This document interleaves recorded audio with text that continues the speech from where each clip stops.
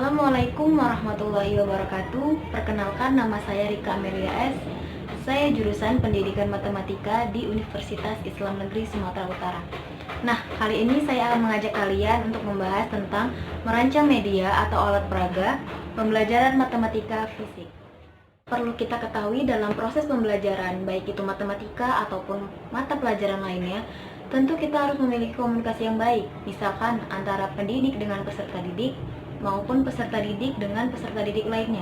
Karena apa? Karena pada dasarnya dalam proses pembelajaran, itu adalah proses komunikasi antara peserta didik dengan pendidik, komunikasi yang baik antara mereka. Nah, dalam komunikasi, ada yang dinamakan komunikator dan ada yang dinamakan komunikan, di mana komunikator adalah orang yang menyampaikan pesan dan komunikan adalah orang yang menerima pesan. Nah, untuk menyampaikan pesan dengan baik dan menerima pesan dengan baik, tentu komunikator dan komunikan membutuhkan sebuah alat peraga atau media.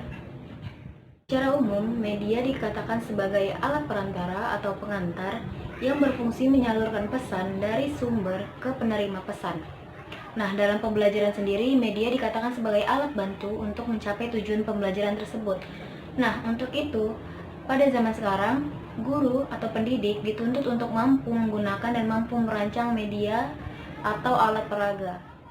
Media atau alat peraga dipercaya mampu membangkitkan minat belajar siswa, semangat belajar siswa, dan mampu mempermudah siswa dalam menyerap materi pembelajaran. Dan dikatakan juga bahwa media atau alat peraga mampu mempengaruhi psikologi siswa juga. Lanjut dalam membahas tentang bagaimana merancang media atau alat peraga, kita akan membahas sedikit tentang pengertian media dan alat peraga. Nah, media sendiri dalam segi bahasa biasa disebut dalam bahasa Latin itu sebagai medium, yang artinya alat perantara atau alat pengantar. Nah, jika dikaitkan dengan pembelajaran, media adalah alat yang dipergunakan oleh pendidik untuk menyampaikan pesan kepada peserta didiknya. Sebelum kita lanjut ke materi berikutnya, ada beberapa pertanyaan yang ingin saya tanyakan. Yang pertama, apakah media atau alat peraga sangat dibutuhkan di zaman sekarang, sedangkan peserta didik telah memiliki alat teknologi yang mungkin mampu untuk membantu mereka memahami materi yang diajarkan di sekolah. Pertanyaan kedua adalah, bagaimana jika peserta didik tetap tidak mampu memahami materi ketika telah menggunakan media atau alat peraga? Apa yang harus pendidik lakukan ketika hal itu terjadi?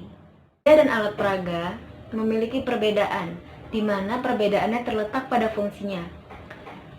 Dikatakan alat peraga jika dia hanya mampu untuk membantu dalam proses pembelajaran, tetapi dia dikatakan media jika dia adalah bagian dari keseluruhan proses kegiatan belajar tersebut. Selanjutnya kita akan membahas tentang peranan dan fungsi alat peraga atau media pembelajaran matematika. Nah, di sini banyak sekali peranan dan fungsi dari media atau alat peraga sendiri. Yang pertama itu memotivasi dalam proses pembelajaran. Nah, di sini khususnya untuk peserta didik agar termotivasi dalam proses pembelajaran.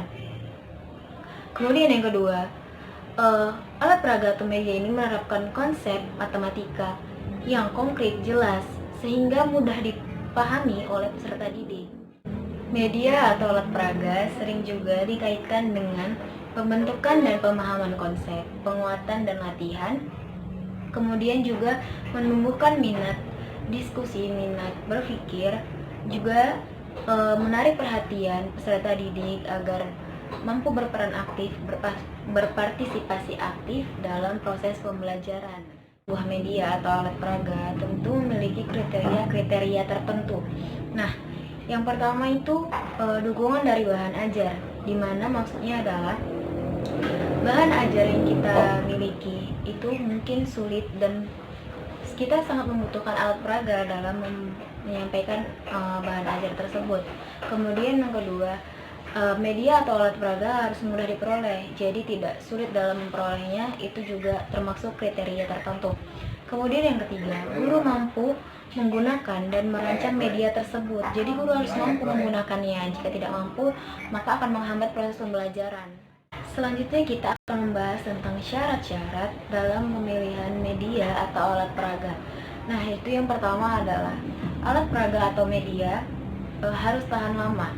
Kemudian yang kedua, media atau alat peraga harus memiliki bentuk dan warna yang menarik. Kemudian media juga harus sesuai dengan bahan ajar. Jadi media itu tidak keluar dari materi yang akan kita bahas.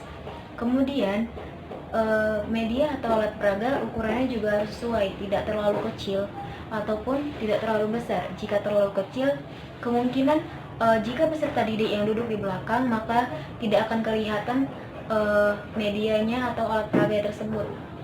Jadi tidak akan paham akan materinya. Kemudian jika terlalu besar, kita akan kesulitan dalam membawanya mungkin. Selanjutnya, media harus mampu memperjelas isi materi atau materi yang diajarkan, bukan malah sebaliknya. Kemudian, guru harus terampil dalam menggunakan media atau peraga tersebut. Syarat selanjutnya, media juga harus mudah diperoleh dan mudah digunakan. Sampai di sini saja pembahasan kita tentang merancang media atau alat peraga pembelajaran matematika fisik. Terima kasih telah menyaksikan, semoga bermanfaat. Assalamualaikum warahmatullahi wabarakatuh.